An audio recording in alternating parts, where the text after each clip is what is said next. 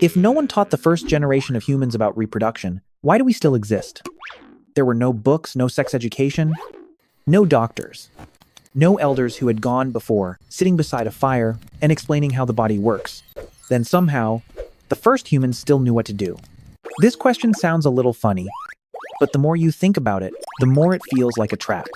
Because it makes us imagine that one day, the first two people appeared in the middle of the savanna, looked at each other in confusion and thought, what do we need to do now to keep the species going? It sounds like the opening of a prehistoric comedy, but nature does not work like a movie. The clear opening scene. In reality, we were mistaken from the very first step. We imagined there was a completely new first pair of humans, completely separate from everything that came before. There was no Homo sapiens version, 1.0 stepping out of a cave, no body fresh out of the box with no instincts, no ancestors, no biological history, and then having to learn how to keep the species alive.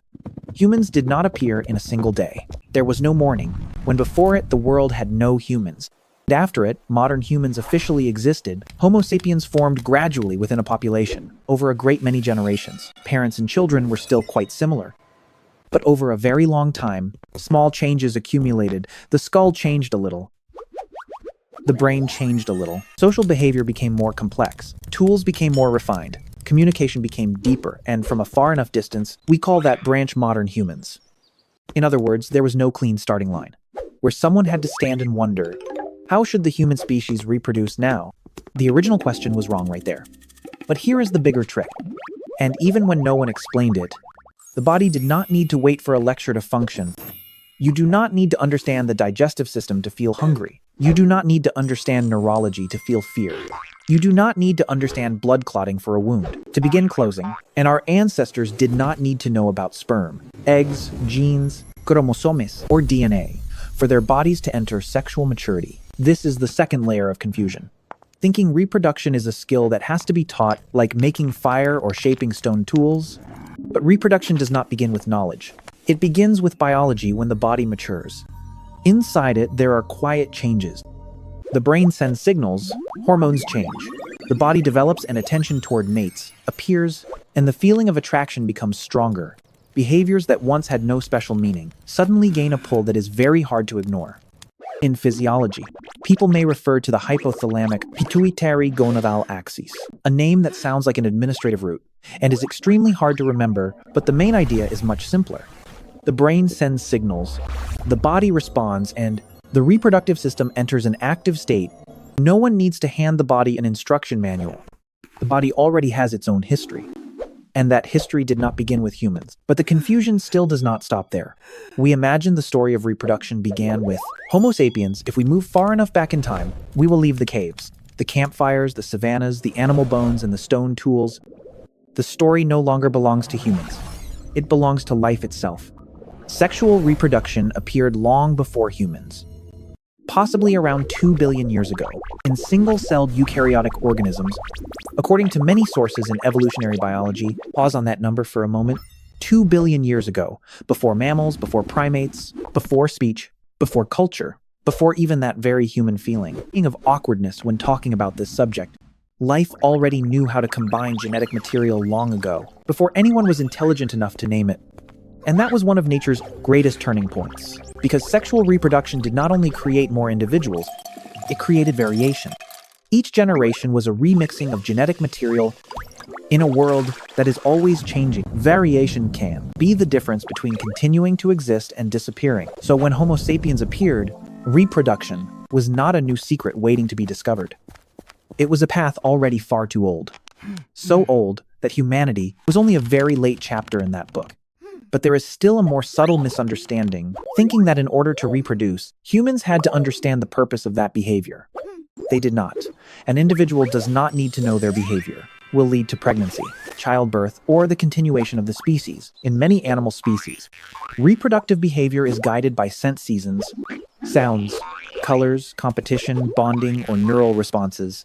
Animals do not sit and analyze their genetic future before acting. Early humans were the same. They did not need to think that they were taking part in a long-term evolutionary strategy. They simply lived inside bodies with desire, attraction, curiosity, bonding, competition, jealousy, closeness, and responses to other people's bodies. Body came first. The theory came later. The human mind often arrives very late. and then tries to explain something biology has been doing for ages. If the body had to wait for humans to understand genes before reproducing, the human species would have gone extinct before it had time to give itself a name. Therefore, the question of who taught the first generation of humans to reproduce needs to be turned around, not who taught them, but why we think biology needs a teacher. But if we stop at instinct, the story is still incomplete. Because in humans, creating a child is only the beginning. The next layer of confusion is thinking reproduction ends when the baby is born. In truth, for humans, that is when the problem really begins. A human baby is not like many other young animals in nature.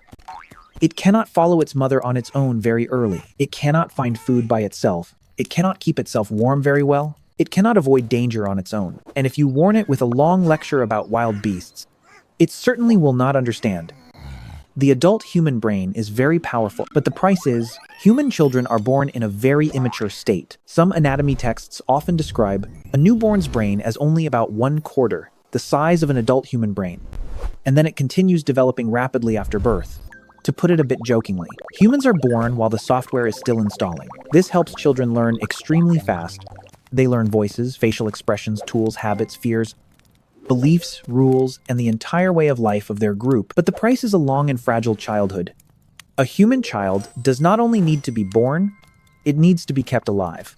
And to keep a child alive, one person is often not enough. Who holds the baby when the mother is exhausted, who shares food, who watches it when others go foraging, who protects the mother and child, who teaches the child what can be eaten and what is dangerous, who can be trusted and who should not be approached. This is where biology enters society.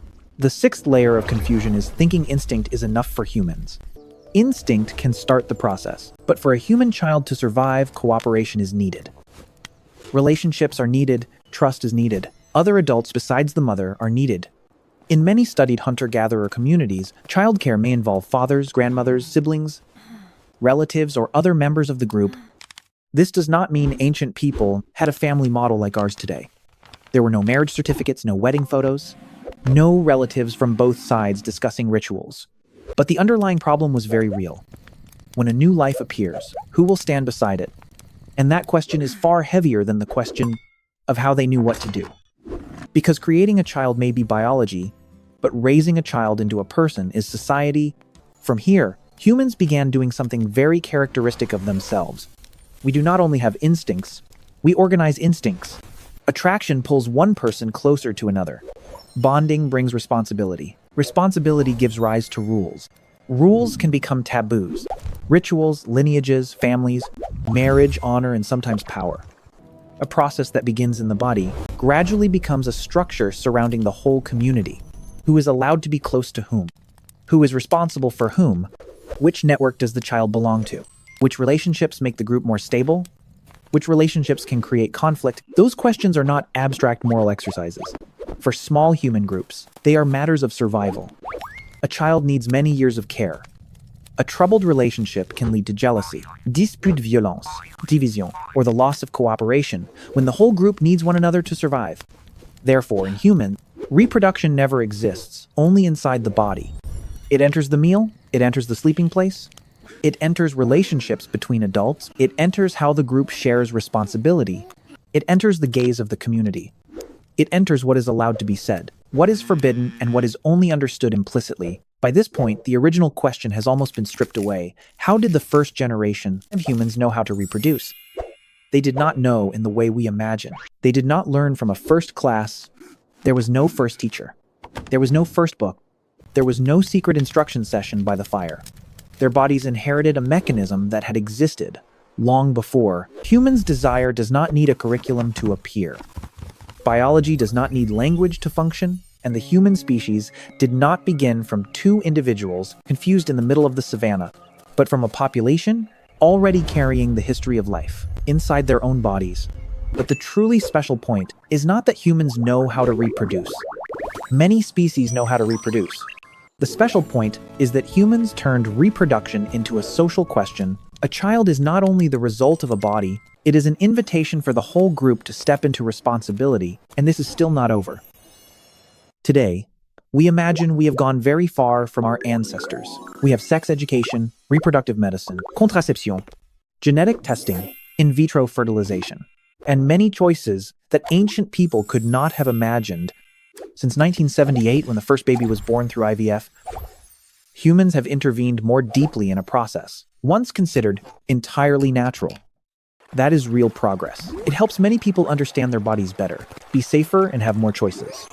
And in many cases have the chance to become parents, when in the past that was almost impossible. But the more we understand, the harder the questions we face become. When should we have children? Should we have children at all? Who has the right to decide over their own body? What does a child need besides being born? Why is a private choice so often pulled in by family, community, religion, law, economics, and culture?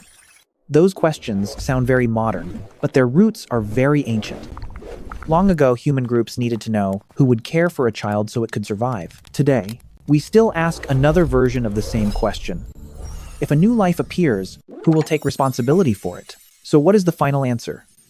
The first generation of humans did not need to be taught reproduction, because they did not start from zero. Their bodies were the continuation of a stream of life that had passed through billions of years of trial and error. But being human is not only about bringing life into existence. Being human means facing what happens afterward. Who will care? Who will protect? Who will take responsibility? Who will help a tiny, fragile creature that knows nothing become a real human being? Life knew the way before humans knew how to name that way. As for how to walk that path, responsibly, kindly, and with less suffering, that is the part humans are still learning.